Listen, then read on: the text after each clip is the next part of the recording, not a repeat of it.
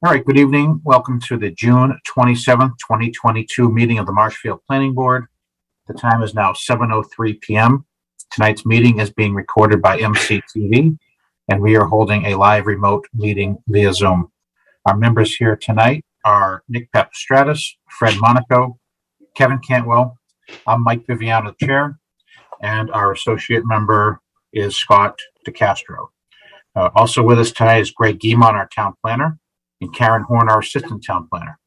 At this time, I'll make a motion to open tonight's public meeting and waive the reading of the notice. Is there a second?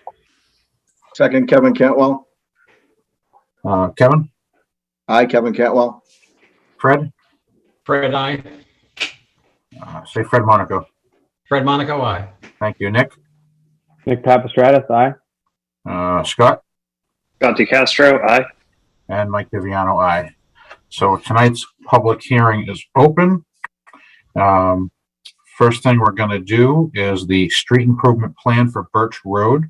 So I'm going to make a motion that we open the street improvement plan for Birch Road and waive the reading of the notice. Is there a second? Kevin Cantwell seconds. Aye, Kevin Cantwell. Fred? Aye, Fred Monaco. Nick? Nick Papastratis, aye. And Mike Viviano, aye. Is there someone here to present this, or is Greg doing it? Yes, my name is Darren Grady from Grady Consulting. I'm here on behalf of 87 Jenny Street Trust. The project before you is a street determination or acceptance plan for Birch Road. Can I share my screen? Yep, I'll make you a co-host. Hold on, let me find you over on the right.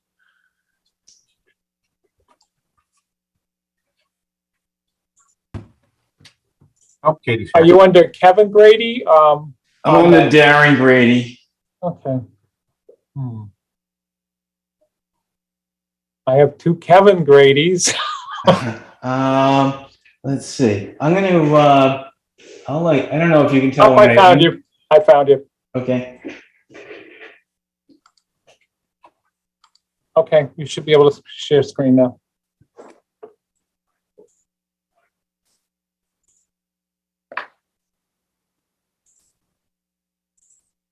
How is that? Can you see my screen? Yep. So to describe the plan, we have Upland Road on the left here. We have Buttonwood Road on the right here.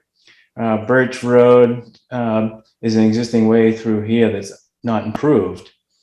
The proposed road is 19 foot wide with a 12-inch berm for a total of 20 feet. We're proposing to super elevate the road to this side here. I don't know if you can see my cursor, but we're super elevating that so we can direct stormwater to a crushed stone trench here from both the lots here and the roadway here. Drainage is proposed to collect and infiltrate in the galley system at the intersection of Upland Road. The galley system is going to connect to a catch basin that will be replacing this catch basin with a new catch basin. And the post-development flows are less than the pre-development flows. And we are also proposing a swale along the other side to capture all that water, which does end up in the catch basin through overland flow. We're proposing a water service to 6-inch water service with a hydrant. The result. Darren, can I interrupt for 1 second? Mike, Yes. Katie's now on board. You're muted, Mike. Yep, I saw that. Thank you. Okay. Go ahead, Darren. Sorry. Would you like me to start over? So to give her a. Oh, no, I've been here since it started. Sorry. Okay. I sent a thing to the chat that I was here. I didn't want to interrupt, but I haven't missed anything. Okay, thank you. So the result of the project is that we'll be doing a raise and rebuild at 83 Upland Road.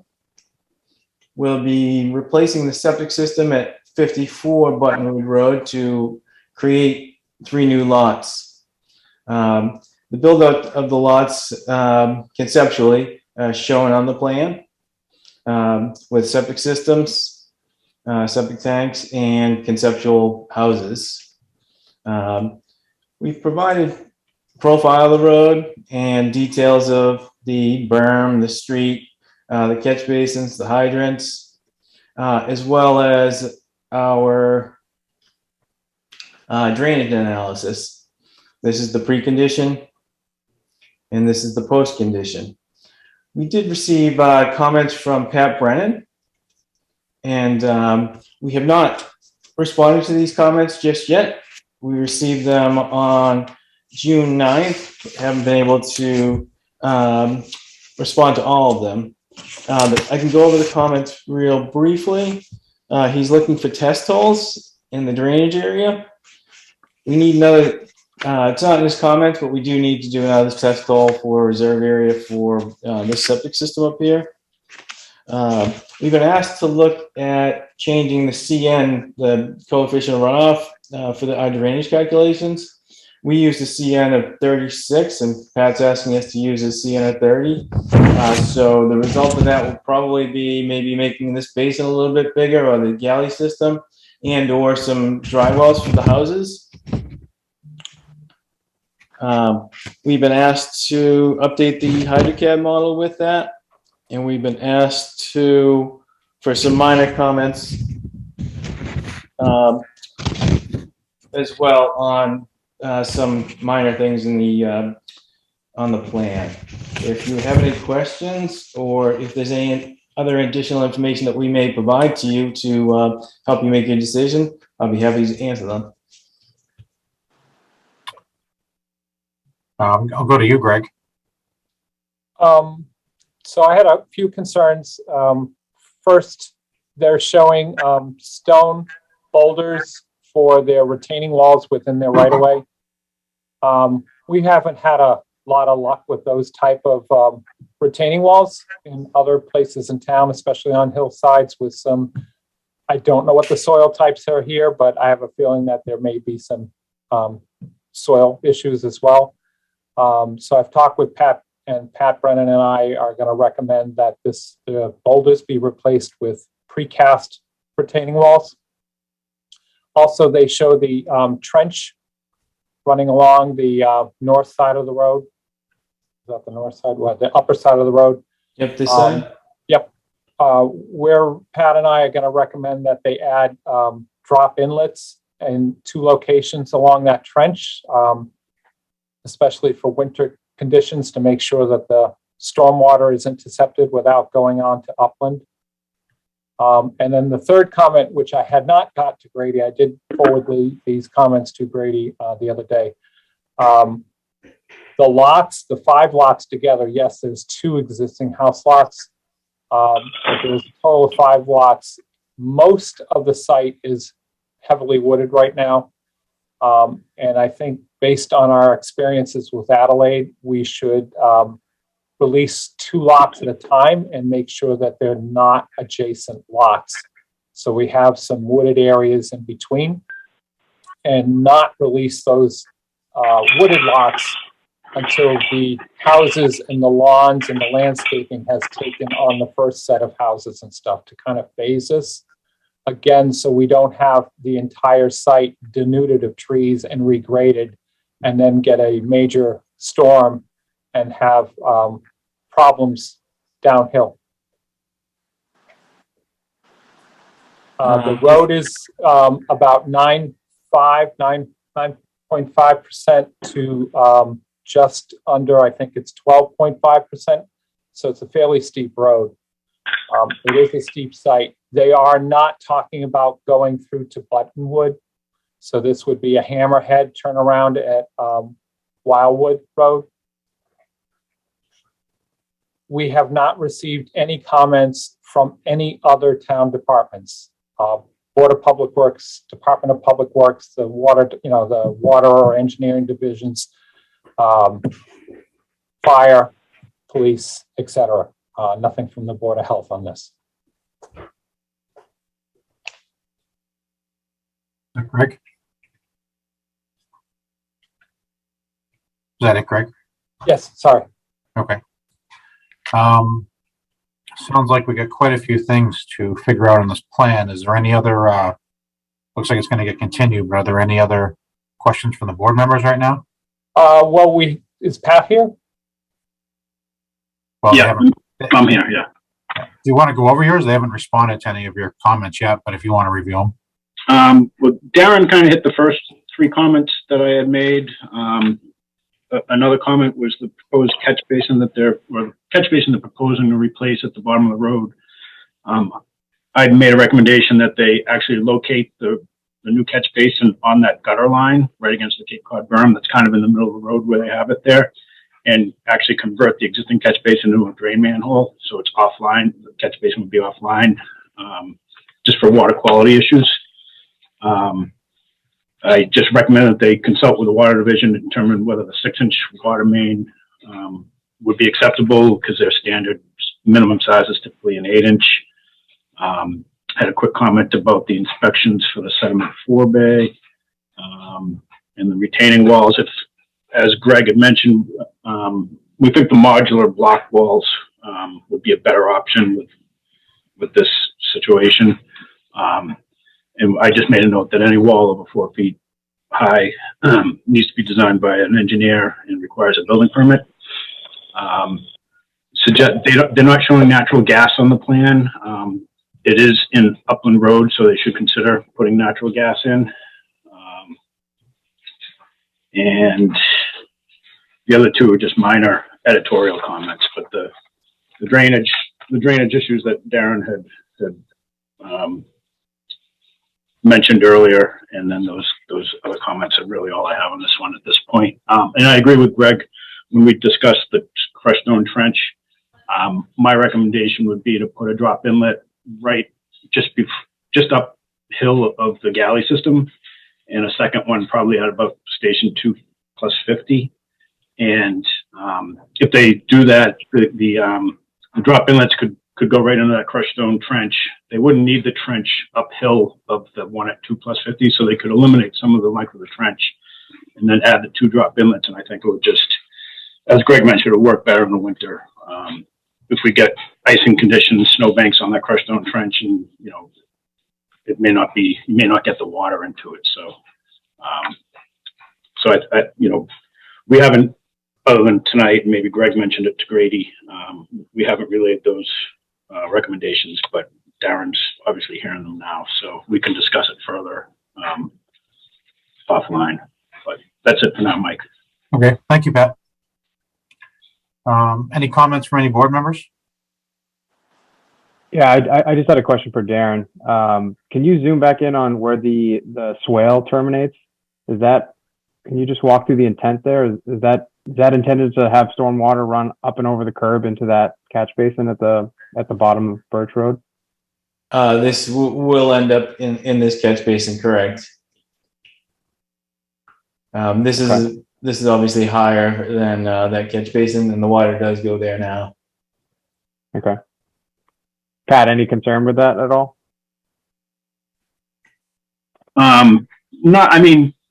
Not once it's vegetated and it's established, it should be fine. That swale should not be taking very much runoff. It would mainly be runoff from the woods that it's taking, because everything on the road is going to the other side of the road. Okay. Thanks. Any other board members?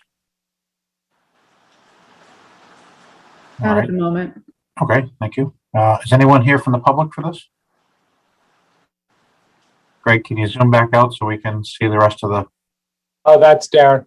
Oh, Darren, can you just cancel off? Unshare. I'm sorry, I missed that, Mike. Can you just Unshare, Darren. unshare so we can see? Oh, yep. I just want to see if anyone in the public has their hand up or anything. Uh, Is there anyone here for this from the public? Please raise your hand. Yes, Okay, is that Scott? yes, it is. Okay, what's your name and address, please?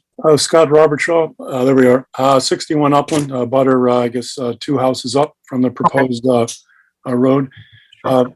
And no, thanks for, it's very informative. Some of these terms, I'm not familiar with galley drainage and what have you. I do know that the top of Birch at Buttonwood and the bend in the road, there's a significant drop off. I understand why they're not connecting the road. I don't think they could. If you look right now, there's actually a ravine that's opened up at the top. So my concern is that we don't repeat the situation in Telegraph Hill when there's a moratorium because of the drainage and erosion concerns, where they just stop building and clear cutting the 10,000 square foot lots because of this very thing. So the engineering plan is significant, gets approved, gets put in place. And then, we have our general bylaws 52B that says we have to maybe fix drainage that's improper or overflows, even if it's a private way. So just costs and, drainage is my biggest concern. I think you've answered quite a few. It sounds like it's an ongoing analysis. So thank you for that. Okay, thank you. Looks like, is it Diana? Yeah, it's not Diana, it's Deb. I live 17 Wildwood Road, Okay, thank you. Podbelski. And my question is, it looks like, does the road come up onto Wildwood, the new proposed road? Can you answer that, Grady? Yes. Can I share my screen again? You may. Hold on, let me find it again. The hammerhead turnaround goes into Wildwood Road. Correct. That's pretty steep. I mean, are you going to go up the hill into Wildwood from down in the gully? You should be able to share, Darren. Okay, thank you.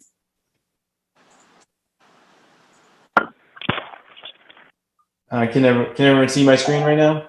Yeah. Oops. So it is flat in this area here where that 78 contour is coming through, and then it gets steep after. So we have a little grading down here, but yeah, that hammerhead's not going very far into Wildwood. Okay, so it's not going to connect and then people can drive down? Correct. It's going to stop here. Oh, okay. Because that's like my driveway. That's what I was wondering. Do you have a date as when this might start? Or does it have to be approved? It does need to be approved. Yeah, still currently just under review for this meeting. Did he answer your question? Yes, thank you. Okay. If you can unshare, I'll see if there's any other neighbors. I'm unshared. Okay, anyone else from the public with a question? I don't see any hands up on the participant list. Okay. Greg, can you mute the person that has that phone number? I can't say their name because there's no name. Okay, I muted him. Okay, thank you. All right, so I don't see anyone else from the public. Looks like we're going to need to continue this. What's the hearing date for this, Greg? So you have a meeting on July 11th, you have a meeting on July 25th, a meeting on August 8th, and a meeting on the August 22nd. Those are the next dates coming up. Okay. Grady Engineering, is any one of those work better for you? I'd like to try for July 11th. Okay. That meeting's open, right? Yes. Okay, great. So I'll make a motion. We continue this public hearing until July 11th, 2022. Is there a second? Second, Katie O'Donnell. Aye, Katie O'Donnell. Thank you. Nick? Nick Papastratus, aye. Fred? Fred Monaco, aye. Kevin? Kevin Cantwell, aye. And Mike Viviano, aye. That's continued until July 11th. We'll see you back then. Okay, thank you. So next we're going to go to the public hearing for the street improvement modification for California Street. So I'll make a motion that we open that public hearing and waive the reading of the notice. Is there a second? Second, Katie O'Donnell. Aye, Katie O'Donnell. Nick? Nick Papastratus, aye. Fred? Fred Monaco, aye. Kevin? Kevin Cantwell, aye. Scott? Scott DeCastro, aye. And Mike Viviano, aye. Is there someone here for that? Oh, that might be Grady again, but he's muted. Darren, you're muted. But you are still co-host, so you can share screen. Thank you. Yes, this is Darren Grady from Grady Consulting. I'm here on behalf of 87 Jenny Street Trust for the modification to the street improvement for California Street. I'll share my screen. Can everyone see my screen? Yes. We can. So this is the previous plan that was submitted and approved by, it was done by Zenith Engineering. They're showing a drainage system consisting of catch basins, the manhole, and then some leaching pits into a swale here. Our client wanted to regrade the roadway so it's super elevated. So we don't need the drainage system. We won't have to maintain that drainage system. This system here is a lot easier to maintain with the swale and the infiltration galleys below, and everything's directed to it by the change in the grading in the street.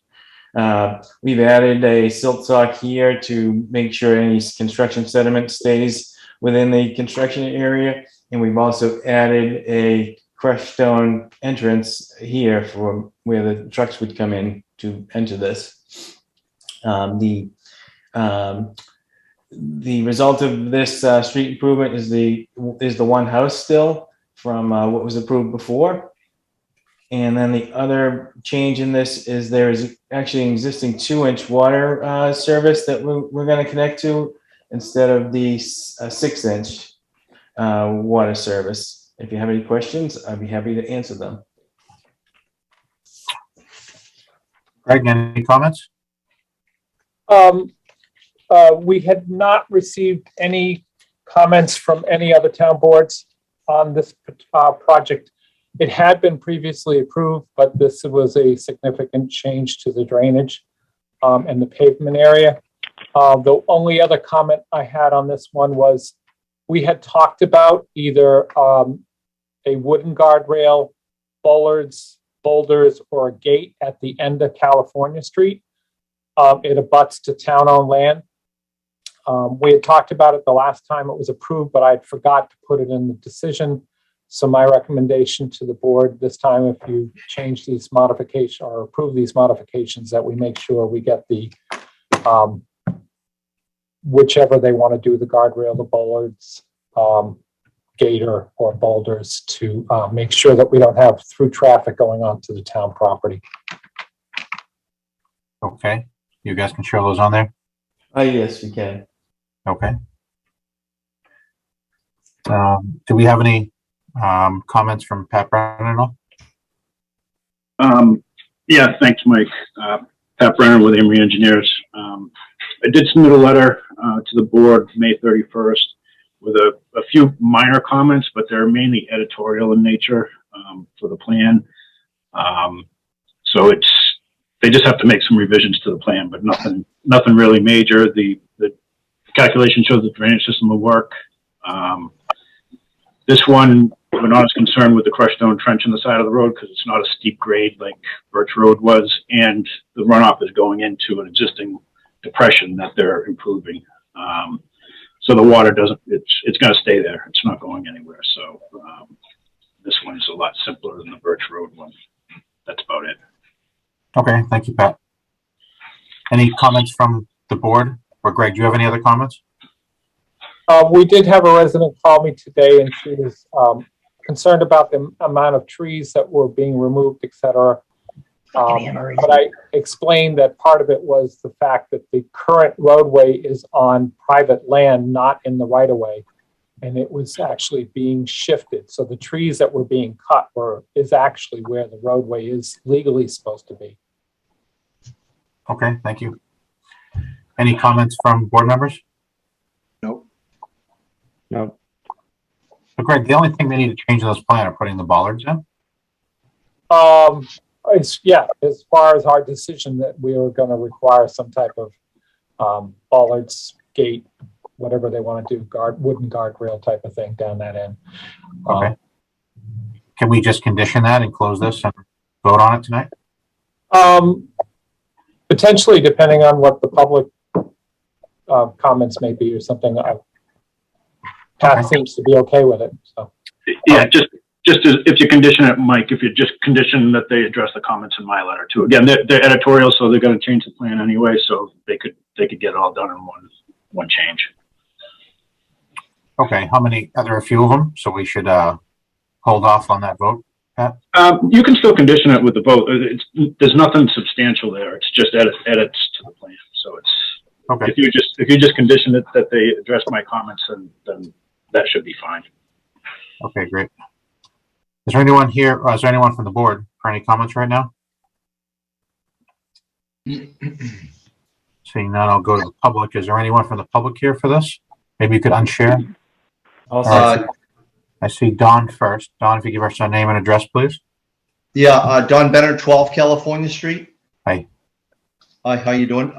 So I have a list of like 7 questions. Do you want me to read them all, or we'll address them one at a time, or? Yeah, if they were things that weren't addressed already, we can hear them. Okay, all right. So my 2 main issues are the leaching pit and the proposed road.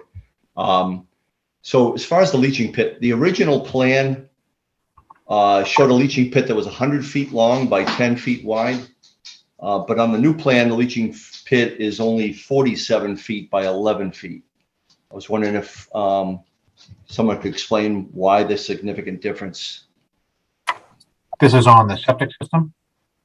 Correct. Uh, The leaching pit as well. The roadway, stormwater. The stormwater? Yeah. Okay, I'll let Pat, he had his hand up. Yeah. So on the previous plan, when Zenith had done their analysis, they actually ran their analysis all the way up the hill. So they were taking water from quite a distance away and trying to mitigate it on this section of the road. This plan is just on this section of the road. It's the change between the gravel surface and the paved surface, or the wooded area and the paved surface. So it's just to mitigate the additional flow from the what's woods now being paved. They're not trying to take water from up the hill. Yeah. Pat, when you say up the hill, you mean up Holyoke Ave? No, no. Well, yeah, kind of on. So it's to the west. There's a Aaron, you want to substantial pull up portion the of. map? Or the plan? Pat, would you like me to share my screen? Yeah, sure.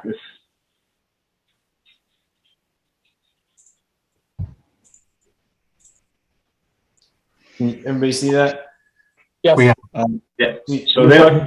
Yeah. So So the previous analysis, you can see how the contours, like where Darren's mouse is there, is up at 110. The previous analysis went up the hill, went up Carolina Hill quite a distance. Probably, I forget what the acreage was, but they were trying to take, showing that they were taking flow from this huge tributary area, when all they really need to do is mitigate what they're increasing, which is the difference between what's woods now, because they're going to be taking those trees out, and what's going to be paved.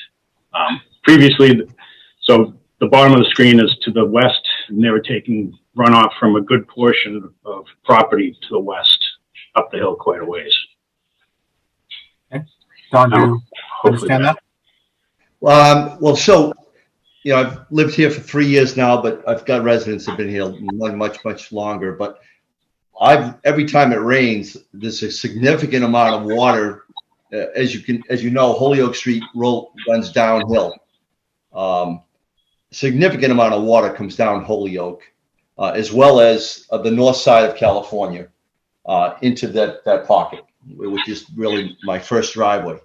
The town comes and digs, as well as Billy Evans on Holyoke, with his machinery, digs trenches so the water can go somewhere. But it's a major concern.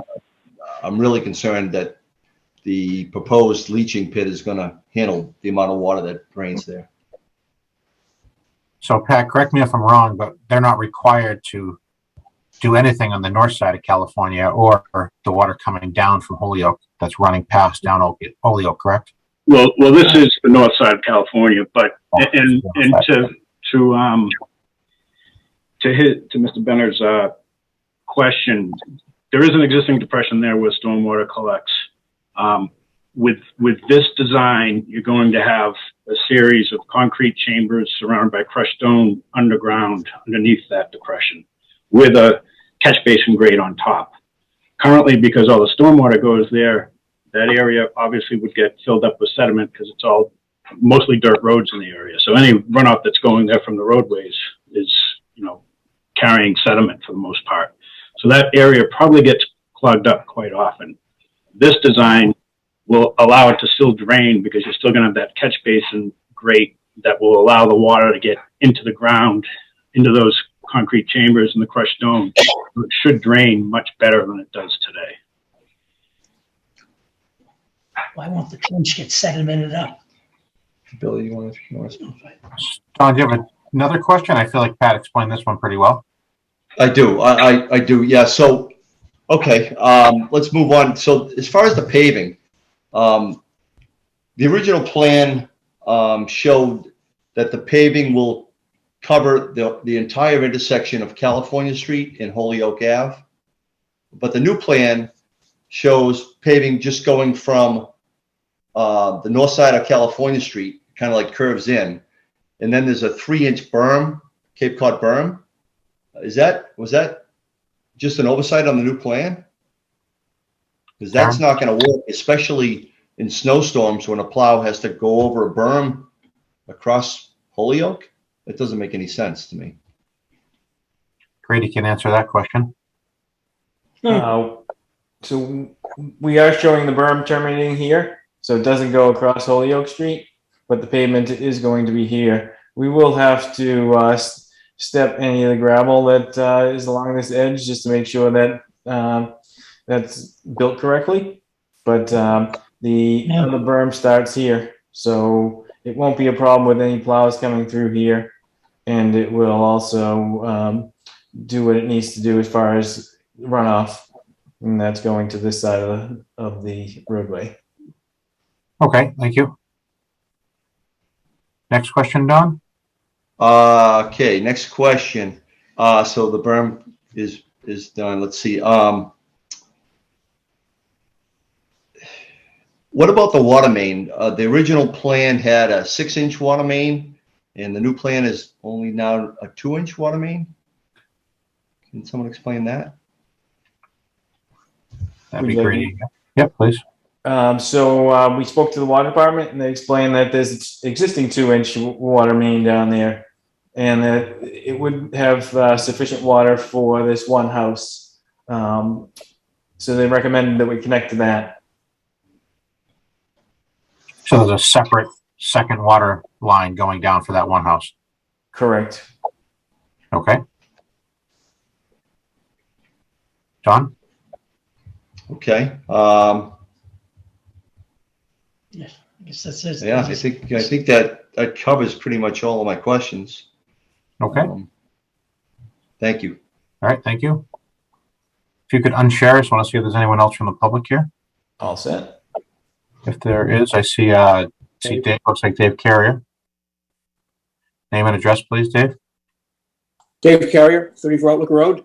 I just want to say that I'd like to follow up with the water department tomorrow, because we've all long had a program back when I was superintendent, and to my knowledge, it's still in place, trying to eliminate the 2-inch water mains to the maximum extent possible. So I'd like to just talk to the water supervisor and the superintendent, if he's back from sick leave, to see why that doesn't seem to be a need in this particular instance. Just wanted to make the board, your board, aware of that. Okay. Brady, you spoke with them and they were in favor of that? So I didn't speak to them myself. Paul Seaberg from my office did, and he relayed that to me. So yes, my company did. Okay. So we can check in on that just to make sure it's acceptable. Thank you. Thank you. Anyone else from the public? All right, seeing none. Greg, with this water line issue being brought up, which could change the plan, should we wait on the vote? Yeah, I would recommend holding off. we Yep. can put it for July 11th as well. Okay. Anyone on the board have any questions?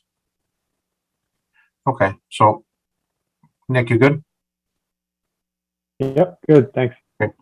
So I'm going to make a motion that we continue this public hearing until July 11th at 7:05. Is there a second? Second, Katie O'Donnell. Aye, Katie O'Donnell. Nick? Nick Papastratus, aye. Did you say Fred, Mike? I missed it. Yep, Fred. Yep. Oh, Fred Monaco, aye. And Kevin. Kevin Cantwell, aye. Okay, Mike Viviano, aye. So that's continued till July 11th at 7:05. Thank you very much. Yep, thank you. Next on the agenda was the street improvement plan for Juniper Road. That's been withdrawn, so we're going to skip that. And we're going to move on to the Jedediah's Path subdivision. So I'm going to make a motion to continue the previously opened public hearing for Jedediah's Path. Is there a second? Second, Katie O'Donnell. Aye, Katie O'Donnell. Nick? Nick Papastratus, aye. Fred? Fred Monaco, aye. Kevin? Kevin Cantwell, aye. And Mike Viviano, aye. Okay, so who do we start with, Greg? Might be the attorney. Okay. Yes, hi, Attorney Jeff DeLisi. I'm here tonight with Kevin Grady, I think. Yeah, I see him down there. As well as Brendan Paris, and who is the my client, who's the buyer of the property. Since the last meeting, we have submitted a few things. Karen circulated a town response to the letter, yet a second response to the letter filed by the abutters. Grady Consulting supplemented its plan set, provided a letter which outlined the waivers and a public benefit, and responded to some questions concerning the driveway drainage and the existing pear tree at the existing cul-de-sac. Additionally, I researched the drainage easement, which was a topic of discussion at the last meeting. I've also conferred with town council on that issue. What I've discovered is that the drainage easement, the easement itself is shown on the approved plan from the 90s. The town took Jedediah's Path as a public street in the year 2000. In the year 2002, Bristol the developer transferred the drainage lot to the town of Marshfield. And all of the deeds that transferred title to 156 Jedediah's Path, which is the property under which the easement runs, including the current deed of the Vezinas, makes the property or the conveyance subject to the drainage easement shown on the plan. So it looks like we have an easement. I did not see that there were any new comments from Pat, who I believe previously completed his review. And we believe that we're pretty much down to short strokes, and we would ask the board to close the hearing and vote conditions, but I'm going to let Kevin explain his most recent submission. Kevin? Kevin, you should be co-host. You do have an echo. Okay. I'll try to be as clear as I can here. Is that better, Yep. or is it still? Yes, that's better. You're good now.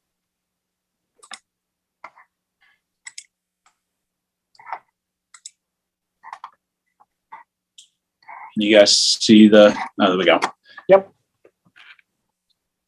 So at the last hearing, we presented the plan set, and we presented to the board a few options of what potential subdivision roadway configurations could be approved. And we, took into consideration the input from the board at that time. Based on the input from the board, we thought that on an internal discussion with our clients and Attorney DeLisi, we thought our best opportunity for approval of this subdivision was, again, to maximize compliance And we thought that the board was leaning towards removing the existing cul-de-sac, and because it complies with the regulations, and that the board would like a 26-foot wide roadway, mostly because that was the desire of the fire department. So we revised the plan to match the current configuration of Jedediah's paths. So basically it's a 26-foot wide roadway, 2 granite curbs on each side, and then 5-foot sidewalks on each side.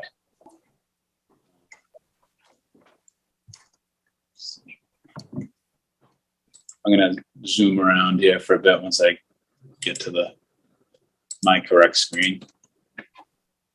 So Kevin, just to be clear, we're now working off just one plan. Correct. Okay. This plan does not have any options associated with it. We took, as I indicated, we took the input from the board, and we think this is the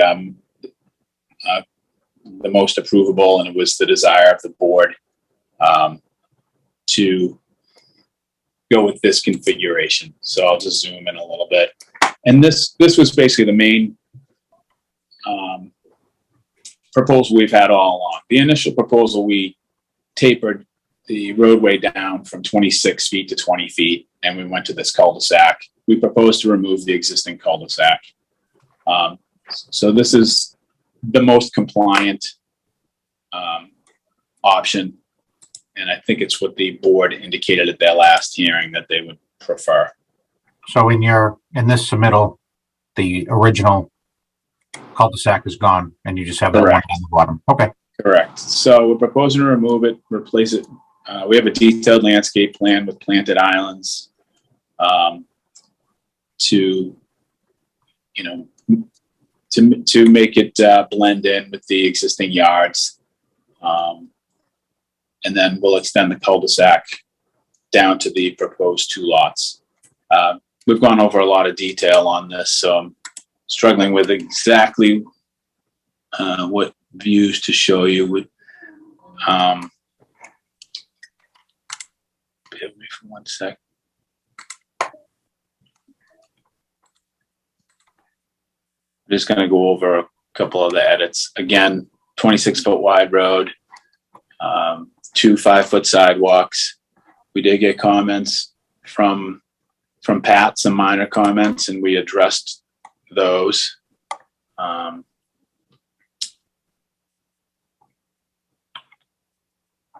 So one of the items that came up was the grading of the driveways in the area of the existing cul-de-sac. The driveways, I'm flipping through a few screens here. Let me go back here.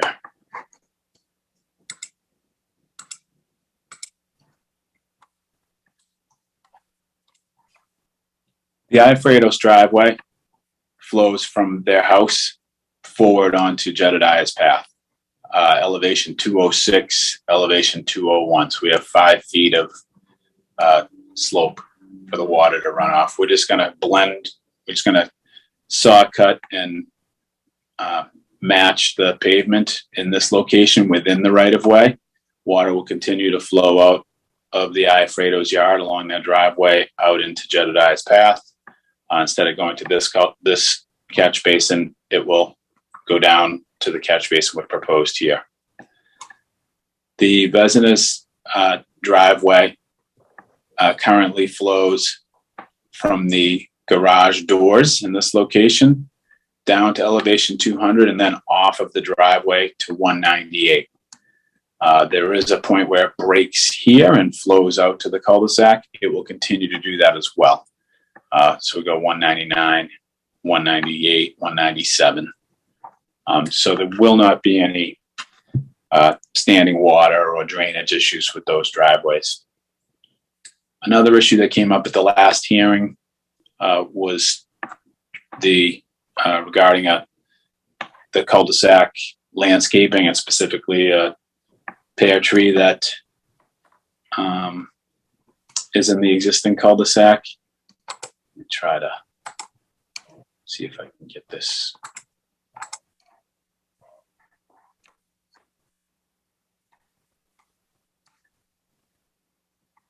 Screen over to you.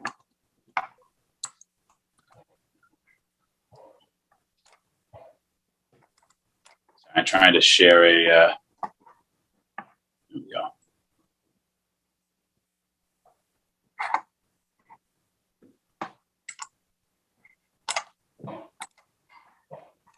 I switch screens for you guys.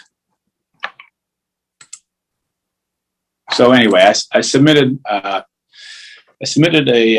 photo of the existing cul-de-sac. There is a fairly large, probably 12-inch to 14-inch caliper pear tree in the middle of it. And I submitted a letter to this regard. We contacted local contractors who have tree spades. They estimated that to relocate this tree, that it would basically have about a 50-50 chance of survival, just because of the size of it, the age of it. So we also looked at possibly changing some of the plantings in the cul-de-sac from what we're proposing now to a few pear trees. Our landscape architect indicated that Bradford pear trees aren't really stocked in the local nurseries anymore because as they age, they become brittle and they become a maintenance issue, and that they're not even stocked. So it's not really an option to replant that as well. So we're using modern plantings, local natives, and we had our landscape architect prepare the plan. We are proposing, we have some waiver requests. We submitted a letter for waiver requests and public benefit. Kevin, before you get into that, if the board would like to see the photo that Kevin was referencing, I have it on my screen. Just let me know. Yeah, that might be helpful. I've been up there to see the cul-de-sac, but if you could share it, that'd be fine. All right, I'll stop my share. Thank you. You guys see that? Not yet. Oh, there we go. Yep.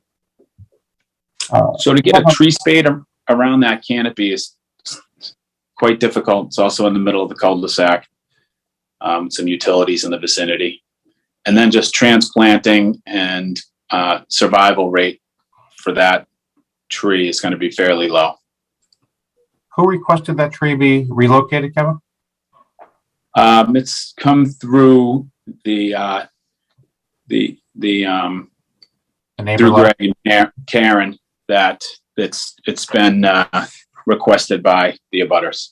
Okay.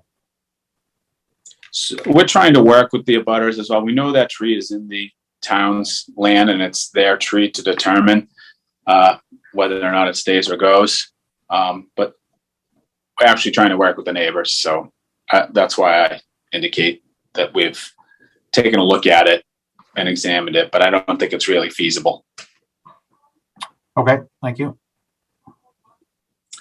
I'll just quickly go over the waiver requests. We're requesting a waiver from the definitions section of the bylaw 405-4 area of single access, a permanent or temporary dead-end street or series of dead-end streets intersecting with each other in such a way as to provide sole access to and from an existing street for not more than 8 dwellings total. We're proposing a connection to 9. We are proposing a 26-foot wide road, which is 6 feet wider than is currently required. We're also proposing 2 5-foot sidewalks. So I would believe that the purpose of that definition and the purpose of that section would be a safety issue, and we're providing additional width for access. We're also requesting a waiver from section 4059D1 with alignment and grades of street.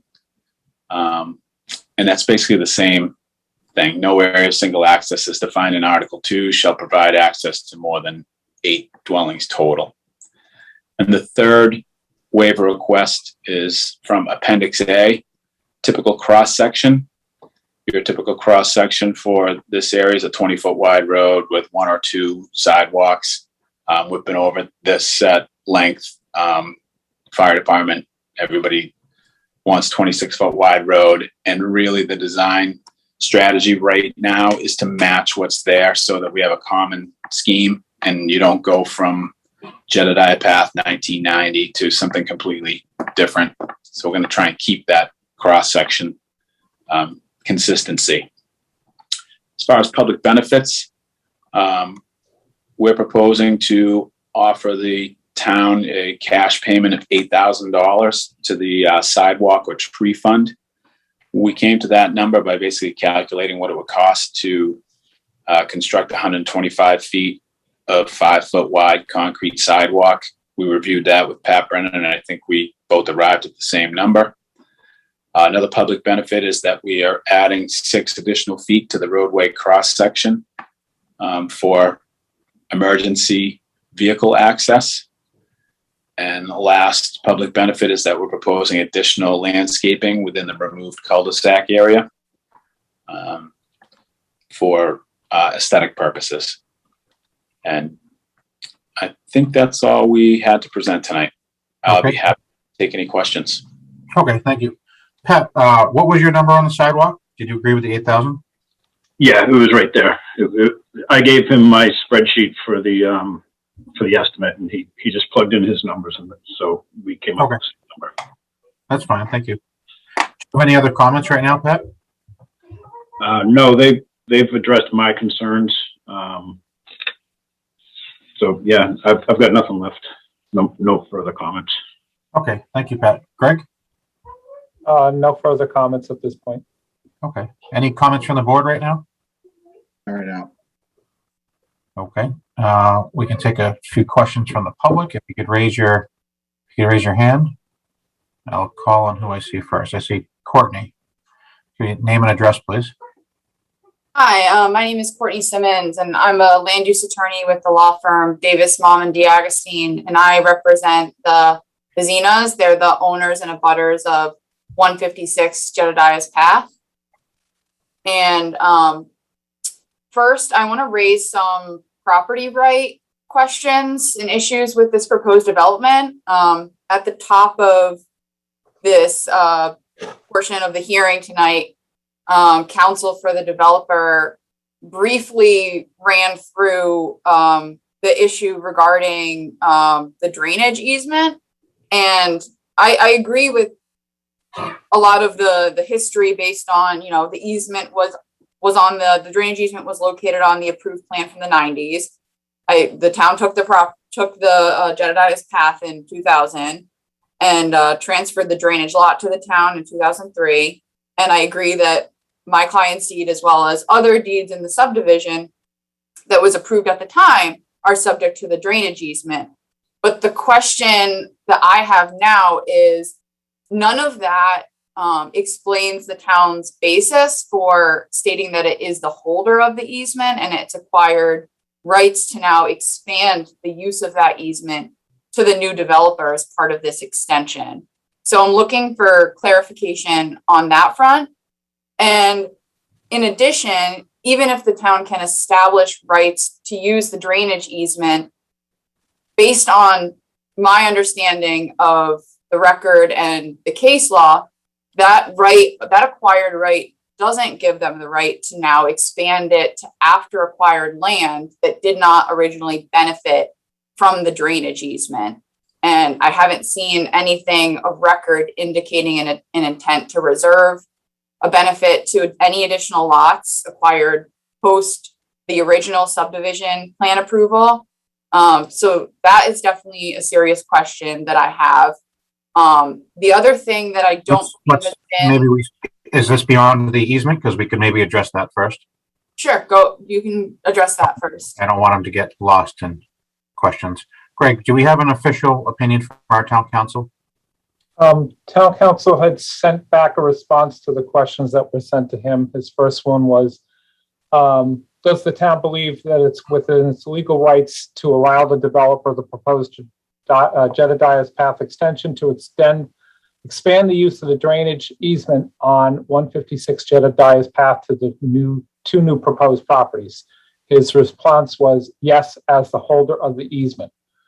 The second one was, does the town believe that they have the legal right to allow persons, machinery to topically traverse 156 Jedediah's path to get to town-owned land drainage lot 27A for the purposes of doing work to accommodate additional rainfall resulting from the extension or extending the portion of Jedediah's path to the benefits of the additional properties?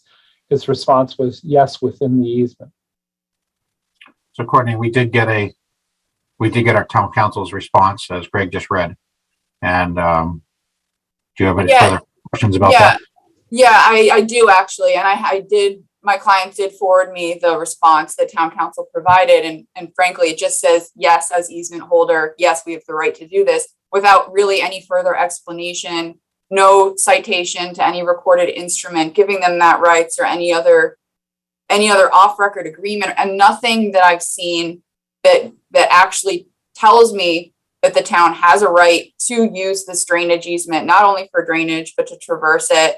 And then if they have acquired those rights, there's nothing showing me that the town has a right to now expand those rights to further after acquired property that wasn't part of the original subdivision. So I don't think town council's answer adequately addresses the property rights issues that I have. And they're pretty significant, because if they don't have a right to expand this easement and grant additional rights to after acquired property, then the development can't proceed as the way that it's proposed in the plan. So that's a big issue. And on top of the fact that even if they have those rights, and even if they have the right to add additional parcels, there has not been an analysis as to whether those rights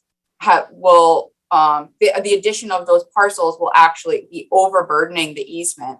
You have to keep in mind, this easement runs over my client's property, and it's a drainage easement, it's water. So there's a really big concern that while it's functioning right now as it's meant to serve the existing subdivision, that the expansion of those rights will overburden that and actually cause flooding and other property damage to my client's land. So, even if they address all the other issues, which I haven't seen anything, and town council didn't provide an adequate answer as to the basis for those rights and the ability to expand them to two other lots, not part of the subdivision, I think there's still a question of overburdening the easement. So we asked him the question, and we brought up, and I actually spoke with him myself as well about it. He gave us his response back, and I guess it does not cite any case law like you're mentioning, if that's what you were inferring to, but this is not a court of law where he needs to prove that to us. We hire him to give us his opinion, and we can take his opinion as we want, as each one of the board members wants. So I take him as it's okay. My one vote on this board, his answer was sufficient to me. So if it's not to you, then I think if this gets approved, there's other avenues for you to argue that in a court, not necessarily too far here. So. Yeah, I completely understand that. And I apologize if I was misunderstood. I wasn't suggesting he needed to cite the case law or anything like that. But the question was, like, what is the basis of the right? And all he says is, we have the right, we're the easement holder. But how is the town the easement holder? There's nothing of record. All there is a reference to a drainage easement in a plan. And then my client's land and other lots in the subdivision are subject to that drainage easement. But that's it. I haven't seen anything else. So I don't know how the board can be satisfied with an answer that simply is for the easement holder without actually showing how they are the easement holder and whether they have rights to expand that easement. Well, I can't speak for the whole board, but I'm going to say that I am satisfied with his opinion. Again, I'm one out of 5 votes. So maybe that will get brought up, and we will find out if other board members need further clarification on this or not. So okay, yeah, I appreciate that. So another point that I wanted to address, which involves a property right issue, is that it has to do with the adverse possession claim to the reserve parcel over which the Jedediah Path extension is proposed. But we don't deal with adverse possession. No, I know this board doesn't, but I think that it's important for the board to consider that there is a potential adverse possession claim here over the proposed extension. That would be completely outside of this meeting. We have zero say on adverse possession, as I'm sure you know. Okay, I just wanted to bring that to the board's attention, that there is a potential adverse possession claim that would prevent the development as proposed. Completely fine. So in addition to those property right issues that I addressed, if those issues can be resolved or the board finds that those that the town council's answer has been sufficient, I think that the board needs to consider imposing some conditions and mitigating measures because of the potentially extremely destructive nature that this new development will have, where they have taken, my clients and the other abutter have taken a great deal of care to install and maintain landscaping, recently repave their driveways, and just maintain their property in general. If this board's going to proceed, I think that the destruction to their properties should be minimized. And I think one way that could be done, which seems like the board has seems to be indicating that this is not the direction that they're heading in, but I think that this should still be considered and be on the table, is maintaining the existing cul-de-sac, because retention of the existing cul-de-sac will prevent the need to remove and relocate all the existing landscaping, both on the perimeter and in the center of the cul-de-sac, including this Bradford pear tree, which is a large mature tree, which only has a 50% chance of survival. And really it would be impossible to replace given that local nurseries don't stock it, as well as prevent the need to remove and relocate the existing landscaping around the perimeter of the cul-de-sac that has been installed and maintained by the abutters.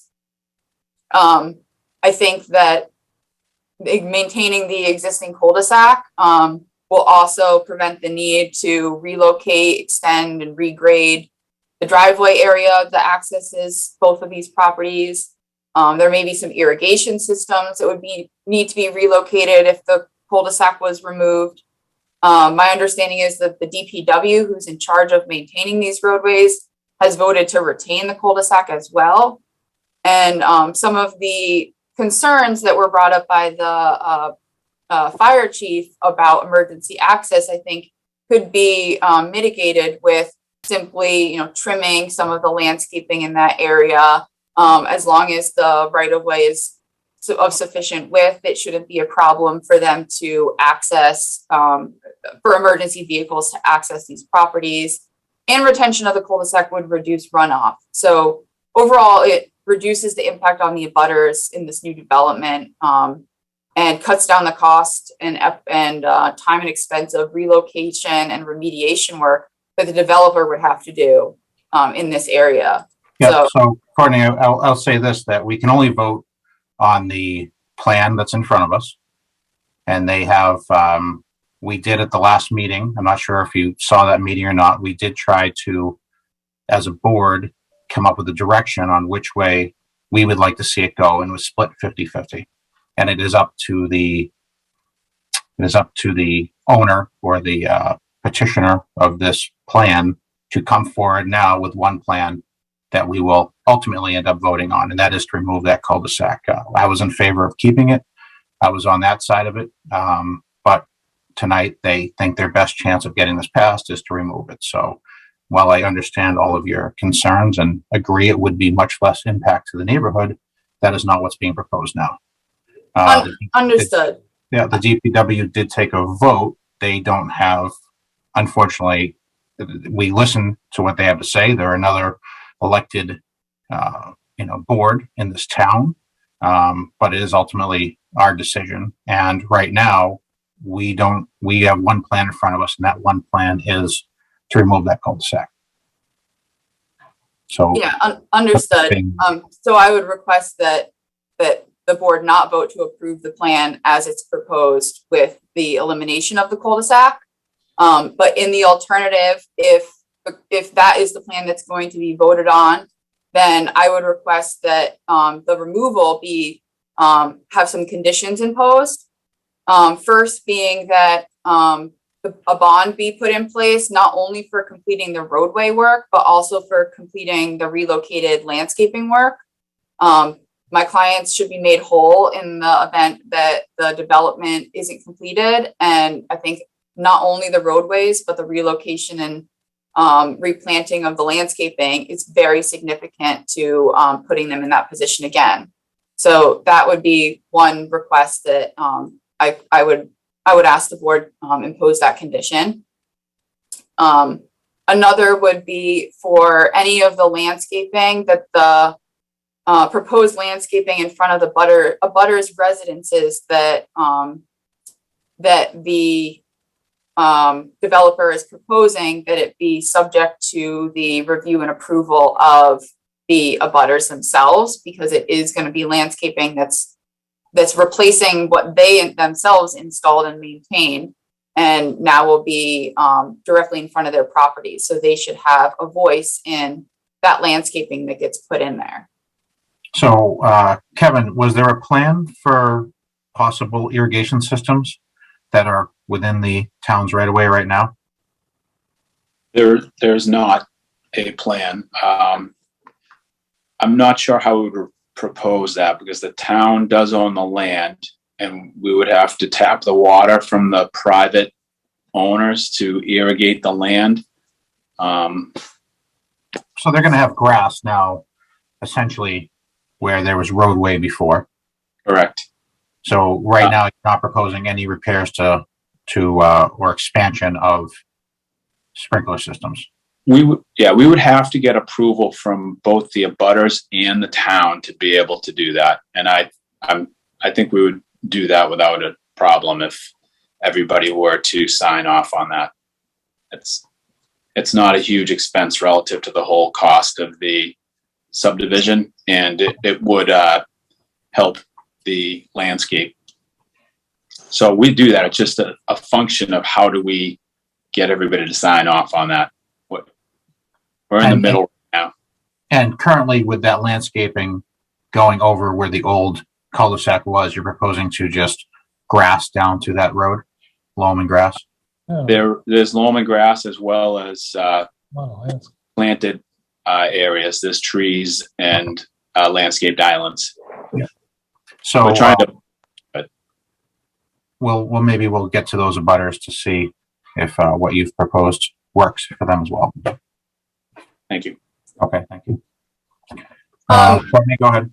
Yeah, one point that you just brought up that was on my list of things to mention was a question about once the cul-de-sac is removed and you have the portion of the cul-de-sac planted with grass and some of this landscaping, the town does own that land. So my question was, is the town going to now be responsible for maintaining the new portion of the grass and the trees that comes up to my client's current end of their landscape property? Like, who's going to be responsible for that maintenance? Or would the town grant a fee to the abutters or grant them an easement or something? Like, how would that functionally work? Because I know it would be, unless they're going to be given a fee, it'd be onerous to require them to now maintain this landscaped area that's over town property. Greg, thoughts on that? I can answer that if you want. Yeah, Greg, are you there? Yes, I would like to speak to that. Dave Carrier, Dave had raised his hand, so I was waiting. Oh, Dave, you want to talk about the landscaping? Yes, well, where that would be town property and adjacent to the roadway and actually within the existing layouts as they previously occurred, typically that is the authority and area of the Board of Public Works. And certainly anything that had to go on there, we would be, not withholding reasonable requests from the abutters in this case. If absent their willingness to take care of that, yes, that becomes property that the town would have to at least keep cut low enough so that it does not interfere with lines of sight and the like, as we do elsewhere along roadways. And if you drive around the roads in town, you know that we're outmanned and outgunned on that process, which is one of the reasons why, as a person thing, I just as soon see the cul-de-sac remain. Okay, thank you, Dave. Kevin? Yeah, my common practice on all these subdivisions is that the homeowners typically maintain to the pavement. There is always an area between the right of way and the edge of pavement that goes from the residential ownership to the within the town's way. And the reason that happens is because the homeowners want to maintain their aesthetics in a certain way. If they would decide not to maintain the area within the right of way and leave that to the DPW, then they wouldn't be controlling it. So even right now in their front yard, they're maintaining lawn that's not on their property. It's common practice. Yeah, I would have to agree with Kevin, Dave, on that one. That happens all over town. So I'd like to follow up if I might. all right, I think it's a little, just a quick one. Well, basically, we do have those circumstances, as he just described, where people are maintaining lawns, etc.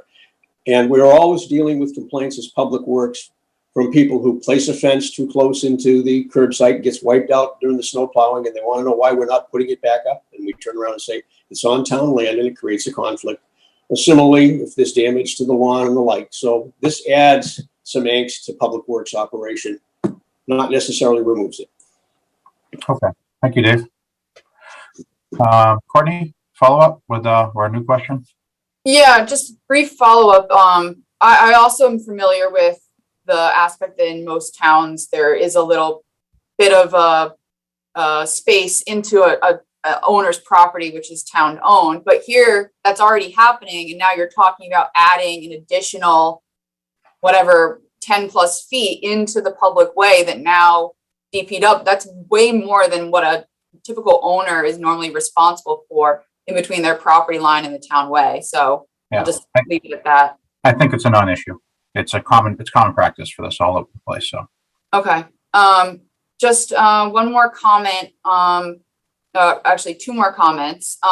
If the proposal to extend the driveways now out to the newly created way, my client just recently repaved their driveway less than a month ago. And so they just want to ensure that there's a condition in place where the grading of the extension of the driveway is going to be a smooth transition, and it's not going to be broken up into any sort of noticeable segment, and it'll be a smooth transition from the existing driveway out into the extension of the new Jedediah's path.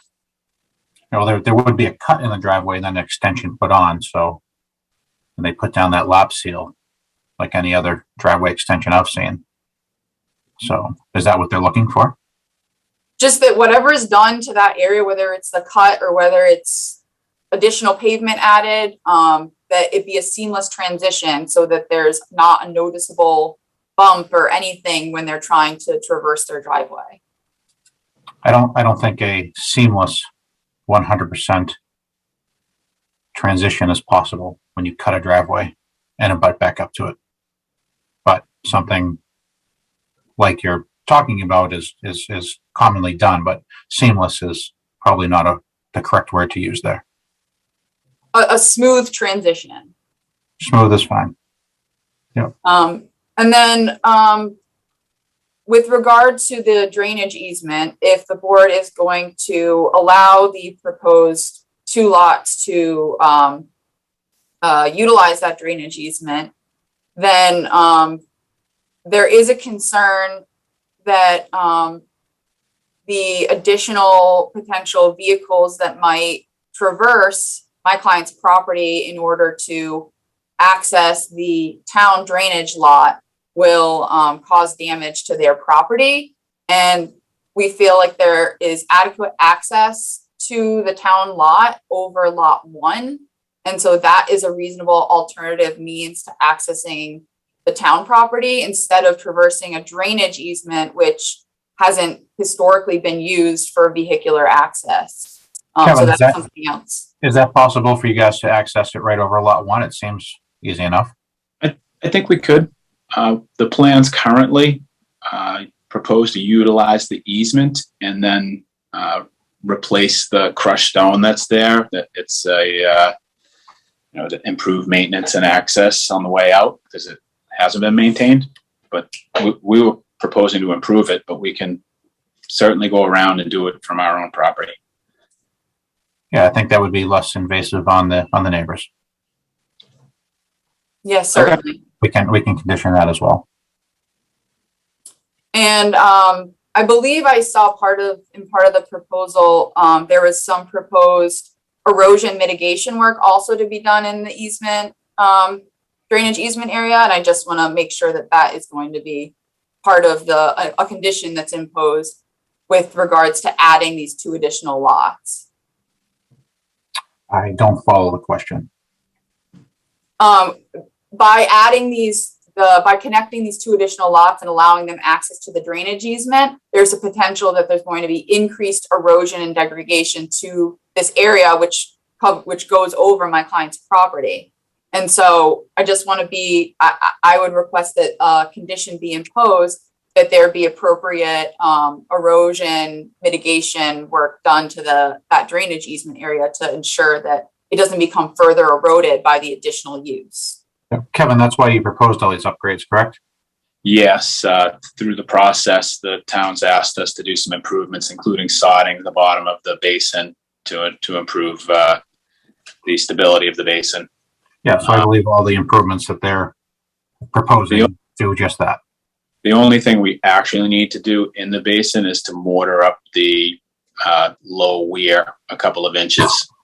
But we're actually working with the town and improving it. I probably should have included that in our public benefit analysis. Okay. Courtney? Okay, thank you. Lastly, we would just request typical construction mitigation conditions such as reasonable hours, reasonable notice given for particularly disruptive construction activities.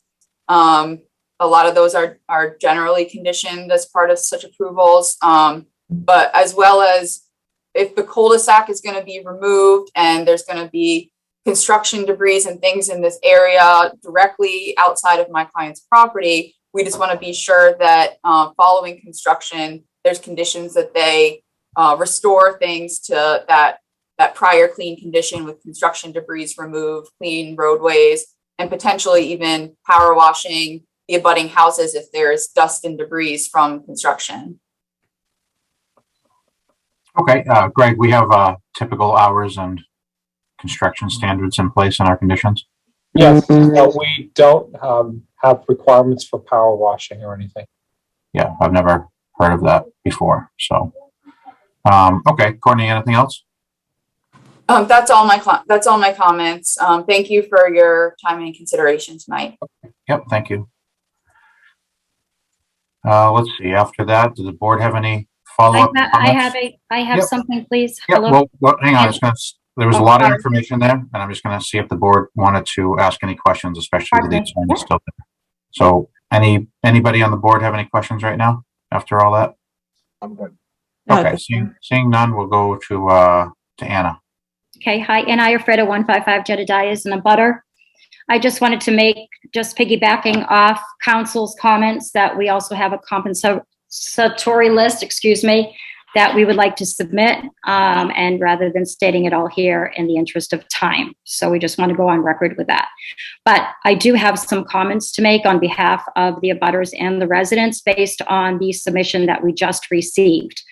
It's a little disturbing that we have gone through 2 hearings looking at different plans and now have lost our voice to speak regarding our cul-de-sac because the final plan came in removing that.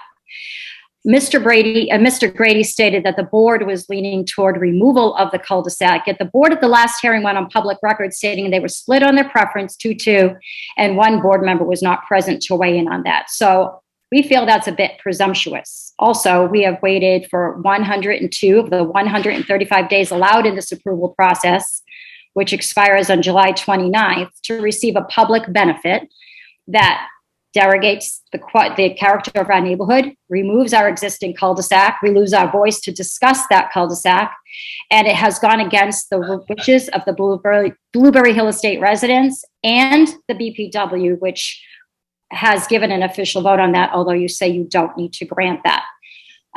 Also, the benefit says that it's giving us 26-foot road width, which is currently in existence. And it's offering some funds for future sidewalk development, which doesn't benefit our neighborhood. So all of this combined, and in addition to the drainage easement conditions, removing our cul-de-sac turns 2,600 square feet of an pervious surface into an impervious surface, which may also overburden the drainage easement. So we hope that the planning board, and I understand you have to go with what is in front of you today, takes all of this into consideration and doesn't approve this, because that would be a travesty. I feel as though all along it's whittled away at what our rights are as abutters and residents. And it almost feels as though it's a pre-approved thing, and hopefully that's not it. It's just the feeling that we get.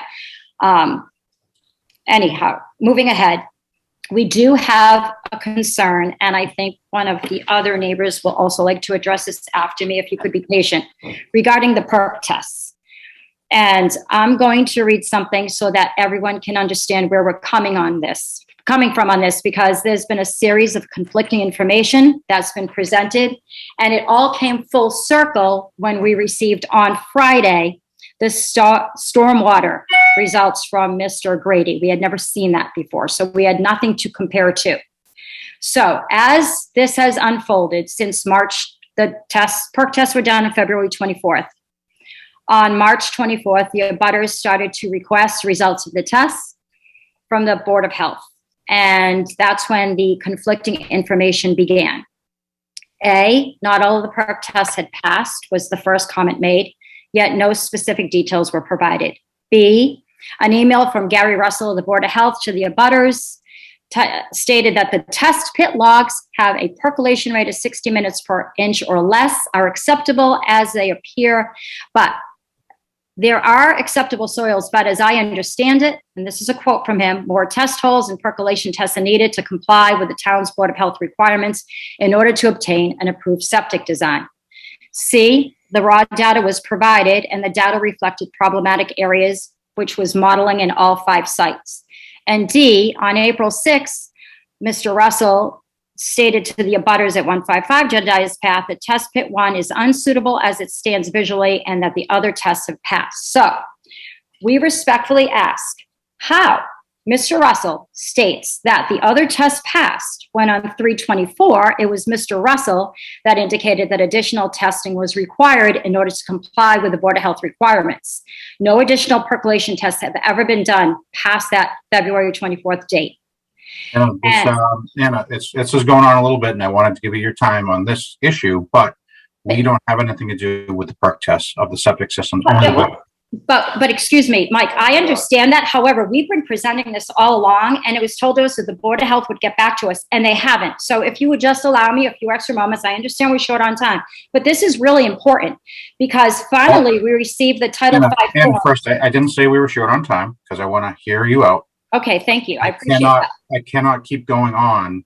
It's been 2.5 minutes about perk tests. Perk tests do not have to do with this hearing. But it should have to do with this hearing because we've never had this solved. And I do have a point to make because it is based on Mr. Grady's storm water report. So if you could please just hear me out, I'd appreciate it. I think it's pertinent because we need to understand what's happening. Well, then let's do this. What if we have and speak about the perk test briefly? Well, can I make my final point, please? Excuse me, who's yelling? No, I'm sorry. No, he was just saying, could you let me finish, please? I'm having a normal discussion with you. And I'm I understand. to keep that fine, so I don't need to be yelled at. No one's yelling at you. No one's yelling at you. Seriously. I just would like the respect of having you listen to what I just have to say, if you could. And then I'd love to hear from Pat. I really would. But okay, let's make if it is about perk test, let's make it brief.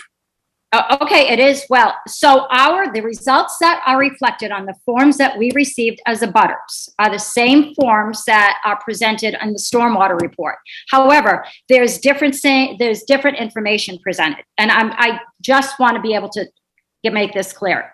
On our Marshfield Board of Health Title V forms that were given to us. No, it's going beyond what we are going to talk about. Okay, well, if you'd like to have Pat give you a brief rundown about the perk test, I'll give him 2 minutes. Okay, well, I just want him to describe why the test results differ in those two reports, even though they're dated and signed on the same day, why the signatures are different on those two reports, and why our reports don't indicate pass, the definitive plan doesn't indicate pass, and yet the water report does. Those are my questions. Thank you. Pat, can you answer those questions? I don't want to put you out there on this, but can you answer those? Well, I got the Board of Health perk test hole logs that Ms. Iafredo was referencing. There was one that was noted that was unsuitable. That was test pit number 1, which was basically located in the center of the proposed cul-de-sac. The other 4 are all passing test holes and perk tests, 2 on each lot. Title V requires 2 perk tests on each lot for new construction. So that they already have the passing perk tests for those 2 lots. Title V requires 4 additional deep holes, which they may not have done. And then that may be the additional soil testing that Mr. Russell was referring to. But they have the passing perk tests for both lots right now with those perk test results that they have. Excuse me. Because they have a 2-minute, 5-minute, 9-minute, and 24-minute per inch perk rates. So they have what they need for construction of houses on those 2 lots. Pat, may I ask you a question? On test pit 5, it reflects a 24-inch per minute rate, and it indicates that they do need 4 perk tests done if it's over 20 minutes per inch. Is that correct? Yes. Was that done? Were those additional 4 perk tests done? Not to my knowledge, but they don't need that until they go for a building permit. This is a Board of Health question. I'm sorry? This is a Board of Health question. So okay. I think Pat answered your question fairly, and I think we spent enough time on perk tests. Well, it may circle back through another venue then, because I don't think it's been answered. I just want to know, how do these get signed, if you don't mind my asking? No, Anna, we're done with perk tests. Okay, thank you. Okay, thank you. All right, so someone else from the public tonight? I see Carol. What's your name and address, please? Carol West, 76 Oakman Way, Marshfield. I just want to emphasize a point that was made earlier, that there was no preference of the board at the last meeting on option 1 or 2. I agree with you. Since it was a 50-50 split, if the developer really does want to give what the board prefers, then it should be a plan that they submitted with 1 cul-de-sac and a plan submitted with the 2 cul-de-sacs. I think that would be fair. And I also wanted to just bring to your attention once again that we have a signed signature for almost everybody in this neighborhood who does not want to lose the cul-de-sac and have this development happen. So I just think it would only be fair if 2 plans were submitted. So 2 plans were submitted. Option 1 and option 2. Yep, and we needed to get to one point where we can vote on 1 plan. We can't vote on 2 separate plans. So right now, the one we have to vote on is removing the cul-de-sac, because that's the way the applicants thought would be easiest to get this passed. And I'm sorry, go ahead. I was done. Thank you. So in the board's vote, will they consider the option 2? No, the option 2 is not on the table right now. We have 1 plan in front of us, and that was what will be voted on. So option 2 is out. So you're going to vote yay or nay on just removing the cul-de-sac? That is correct. Okay. All right, well, I'm sure you'll take into account the way the neighborhood feels. I also wanted to talk a little bit about this public benefit issue because I don't see putting the road width at 26 feet, which is consistent with what we have now, as a public benefit. And along those lines, I think that it's more of a public safety issue because the fire department wanted the street wider than 20 feet. So it's not a benefit. It's what the fire department would like, and it's what is already existing in this neighborhood. So the applicant is required to give us public benefits for waivers, and just because he says it's a public benefit doesn't necessarily mean we agree with it. So if there's a board member that disagrees with that, then they may vote no on that particular issue. Okay. And I know somebody brought up earlier that, you know, although there's $8,000 for sidewalks and or trees in other areas of the town, that's no benefit to us. So moving along, I had submitted a comment asking if the town has to consider a total nitrogen loading, you know, not just for the two homes, but all in the community. Pat, can you address that on the nitrogen loading requirement? Well, this, because it's less than 4 lots, it's not subject to the WRPD bylaw. I believe that's what, Greg, that's correct, right? Yes. Yeah, Correct. and the 2 lots have sufficient area under Title V.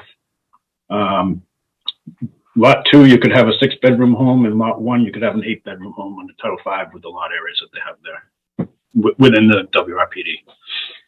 You need 10,000 square feet per 110 per bedroom. So those lots meet all the nitrogen requirements. Yeah, but I guess my question is, it's not just the lots, but it's also the other homes in the neighborhood that are in zone 2s. Their septics are in zone 2. So under, you know, DEP regulations, they have a requirement for a site-specific mass balance using a nitrogen loading assessment for projects that could potentially result in impacts of the public supply well. So looking at the aggregate of all the nitrogen loading from Blueberry Hill and other homes septic in the zone 2, because lot 2, I believe, is in the zone 2.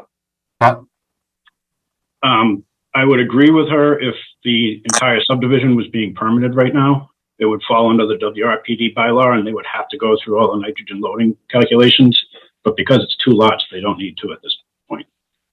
But still, the town should be concerned about contaminating our drinking water. Well, they are. Right. Okay. I noticed in the plans that were sent in today that there's something called a parcel A. I'd like to know what that is, because all the other lots have a person's name or who owns the land assigned to them, but there's this new parcel A. I'd like to know what that is. It's not a 5 issue. So parcel A was A&R'd off of the larger lot, which has lots 1 and 2 on it. And it has been retained by the property owner at 1024 Forest Street. And I will ask the attorney representing the applicant if that's correct. Yeah, that's exactly it. Parcel A is the remaining land of the property, which is to stay with the current owner of the property. And lots 1 and 2 in Jedediah's Path extension, or the reservation parcel, would be the 3 lots or parcels which would be conveyed to my client. Can I ask you why it's not labeled? Yeah, I believe it is labeled. It just says parcel A. It doesn't say like every other lot in that area who owns it. I think we've just been told who owns it, so. Okay. And then I had a quick minute to just glance at the stormwater report. And on page 233, it said that, and I believe Mr. Grady said this in writing, it's a handwritten note. See local Board of Health regulations requiring 4 perks if one is over 20 minutes an inch. And I was wondering if 4 more perks were taken. That was already answered by Pat. That Okay. that if that's a note on there, then it would need to be done, but that's only for when they go for their Board of Health approval. Pat, do you agree with that? I mean, you must have. Pat just said that to us 2 minutes ago with Anna's questions. Okay, well, thank you. That's Okay, my- thank you. Anyone else from the public? Chris White, go ahead, name and address, please. Yep, Chris White, 108 Jedediah's Path, and I'm just a regular guy. And so I'm just I don't know chapter and verse of regs and all that, but I think it's very unfortunate that the developer chose to go forward with this particular plan, which I think is going to be alienating of the entire neighborhood should it be passed. But I also think it would be a terrible injustice to the abutters to approve this plan, and because it would be devaluing their property by removing them from the cul-de-sac. And while I recognize and understand that it's standard practice, it adds insult and injury to those folks to have to then take care of the newly sod and grassed land that's created by taking away the existing cul-de-sac and expecting them to care for it, or as Mr. Carrier noted, DPW is overwhelmed as it is, and so or watching it go to weed. But to have devalued property and to then have added labor for upkeep of a parcel that they never wanted and never needed to take care of before is outrageous to me. And I hope the planning board refuses this plan. Thank you. Thank you, Chris. Anyone else in the public? I have one final comment, if you don't mind, please. We did submit a list of concerns that were accepted as public comment on Thursday. They were provided to Greg Guimond and Karen Horn. And we ask that you kindly consider all of those because it's different than what was presented here prior to making a decision, because they are valid and it's our right to have those answered. Thank you. Thank you. Jeff, you're not responding to Chris, are you? No, I just wanted to, once the public commentary was over, I wanted to make a brief commentary, just very brief, on some of the items that were raised. Possibly. And that's why I stopped. Yeah. Okay. So anyone else from the public right now? Dave. Dave Carrier, 34 Outlook Road. This question, I guess, is to be just, by your board, but versus mine. As you know, the charter makes the Board of Public Works in charge of roadways that are accepted by the town. And under the town code, under 250-1.1, rather, 255, and 250-23, 4, 25, 26, and 27, curb cuts, road openings, and the like are exclusively in the province of the Board of Public Works on accepted ways. And basically, this is an accepted way all the way down to the end of the cul-de-sac. So I believe we do have a position that the on curb cuts, right? board needs to acknowledge, as well as the general approach under the subdivision plan, which says basically you listen to our comments, but you make your decisions based on your own judgment. I don't disagree with you. So, Pat's waving his hand. Pat? I just want to make one comment about the cul-de-sac, whether it's removed or not. If it's not removed, there's going to be disruption to the abutters that live there because they're going to have to put 5-foot sidewalks around the cul-de-sac to connect the existing sidewalks to the sidewalks on the extended road. So they'd be losing 5 feet of their front yards. It's in the right of way, but they'll be losing 5 feet of what's currently there. I just want everybody to understand that Because it's not, by leaving it, they're not going to not be disturbed at all. That's got to be done if the existing cul-de-sac remains. I agree with you, Pat, except it's not the plan we have in front of us. So thank you to make that point. Anyone else from the public? Anyone on the board right now have any other comments they want to add? Okay. Jeff, if you want to make a quick ending statement, if you would. Thank you very much, Mr. Chair. Just a few comments briefly. Number one, it would be helpful to Karen or Greg, if you can provide us with the list that was most recently submitted by the abutters, I'd appreciate it. On the issue of I think I heard somebody say that keeping it at 26 feet wide is not a public benefit. And I just wanted to be clear that under the existing regulations of the planning board for a street of this type, we are required only to have 20 feet in width of pavement, exclusive, obviously, of sidewalks and curbing. And the only reason why I believe the board would like to keep it at 26 feet, other than the common scheme concept, is because the fire chief spoke and requested that the board consider 6 feet more in width than what is there.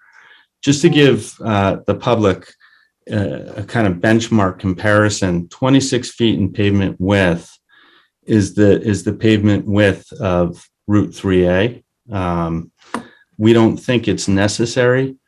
We actually view this as a 2-lot subdivision, and we think that a smaller road, not a bigger road, is necessary. We also believe that this is being labeled a reservation parcel and being approved at the same time as the subdivision in the 90s, that we shouldn't be required to comply with the current regulation because the prior regulations were what we were previously approved under. We believe we were approved as a reservation to access to that back lot. So just to be clear there, as far as the subdivision is concerned, the removal of the cul-de-sac, we expressed our clear preference to keep the existing cul-de-sac. It was not the clear preference that was presented back to us from the board that we should keep the existing cul-de-sac. And I think it's important to understand from a legal perspective, as the applicant, if we are to propose a plan for acceptance that requires that the cul-de-sac remain, we are requesting an additional waiver from the board, which puts us in an odd position, because what Kevin has attempted to do is to create a maximum compliance plan so that we eliminate the need for waivers that we may not get. And so the final point that I just wanted to add is that we have spent a good deal of time and effort on this 2-lot subdivision, which was contemplated initially. If we were denied this permit, we would be left with no other option to develop the property than some of the alternatives that are often discussed. And I don't want to get into that, except to say that doesn't seem to be a good resolution for anybody. And I would encourage the board to view this as a simple 2-lot subdivision, because that's really what it is. What we're adding is a 2-lot subdivision. Thanks. Okay, thank you. Greg, what's the deadline on this vote? I think we have one more meeting. We'd have to make a decision. We'd have to make a decision by the next meeting. Okay. So we really have 2 options we can move forward with here. One, we can close the public hearing and take a vote on it. Can we vote tonight, Greg? You could if you so choose after closing the public hearing. Okay. Or if anybody has changed their mind about keeping a cul-de-sac, we could give that one more shot. But right now we have one plan in front of us, and I just want to make sure nobody has changed their mind because of the neighbors' feelings. So unless I hear one of the board members say they want to reconsider keeping the cul-de-sac, then I'm going to move forward with our vote we have in front of us. Okay, and Fred never was able to weigh in. Now, I just want to say Fred did review the footage, correct, and sign the affidavit, so he is eligible to vote? Yes. Okay, great. They did. Okay, so seeing there is nobody thinking they're going to change their mind on that, that's totally fine. I think I'm going to be ready to close this public hearing unless any of the board has any other questions or comments. And then we can move forward with a vote at this time on this 2-lot subdivision. Unless I hear otherwise from any board members. Okay, seeing none. So I'm going to make a motion that we close the public hearing for Jedediah's Path subdivision. Is there a second? Second, Katie O'Donnell. Aye, Katie O'Donnell. Nick? Nick Papastratus, aye. Fred? Fred Monaco, aye. Kevin? Kevin Campbell, aye. Okay, Mike Viviano, aye. So the public hearing's closed. Greg, if we vote on this tonight, and if it passes or doesn't pass, you can write a decision that can be signed for the next hearing and we can be compliant? Yep. Okay, and if it does pass, it will have all the conditions we spoke about tonight, and we'd be able to review that to make sure they're all in there, correct?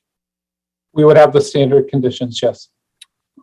Plus, looking after, okay, that's fine, okay. So I think we're ready to vote. We've been through a lot in this hearing.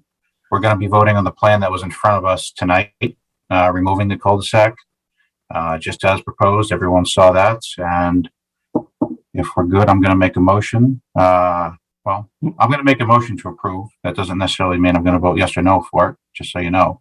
But I'm going to make a motion to approve the plan as presented tonight. Is there a second? Second, Katie O'Donnell. All right, thank you. And then I'm going to call individually, Katie, yay or nay? Yay. Okay, Katie, yes. Nick? Yay. Nick. Fred? Fred, yay. Okay. Kevin? Kevin Campbell, yay. Okay, and Mike Viviano, yay. So that is passed 5-0. All right, thank you, everybody. That was a lot of good discussion, a lot of time on that. So, Greg, you'll have a decision ready up for next meeting? Yes. Okay, great. Thank you, everybody. Appreciate the effort. Okay. All right, next we're moving on to board reorganization, which I'll let Greg lead. Mike, nobody requested this, but we have to nobody wants this awesome job? We have to file with the registry of deeds because now we have Scott. Okay. So we just wanted to double check. Did the board want to do anything different before we get you all to sign and then file that with the registry of deeds? Yeah, I mean, I'm happy staying on. I think it's worked pretty good on Zoom, but if anyone else is interested, say yay. So I think all the other positions would be fine too then, Greg? Yep, just stay with the officers we have then. Yep. Anyone looking to change from their position? Nope. No? Good. Okay.